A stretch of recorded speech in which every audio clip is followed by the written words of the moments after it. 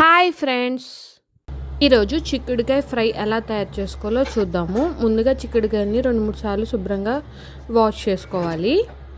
Stove వెలిగించుకుని దాకా పెట్టుకుని దాకలో చిక్కుడుకాయలు వాటర్ పోసుకుని ఒక ఉడికించుకున్న తర్వాత కొంచెం సాల్ట్ వేసుకుని 1 నిమిషం పాటు ఉడికించుకోవాలి. అవి ఉడికిన తర్వాత వాటిలోంచి వాటర్ ఉంపేసి ఇచ్చుకుని బాండీ పెట్టుకుని బాండీలో ఆయిల్ పోసుకుని తాలింపు సామాన్లు అన్నీ వేసుకుని ఏవైతే ఉడికించుకున్న చిక్కుడుకాయలు ఉన్నాయో వాటిని వేసుకుని తగినంత ఉప్పు తగినంత కారం వేసుకుని తిరగమూత పెట్టుకోవాలి. అంతే, చిక్కుడుకాయ fry ready. Please like, share and subscribe to my channel.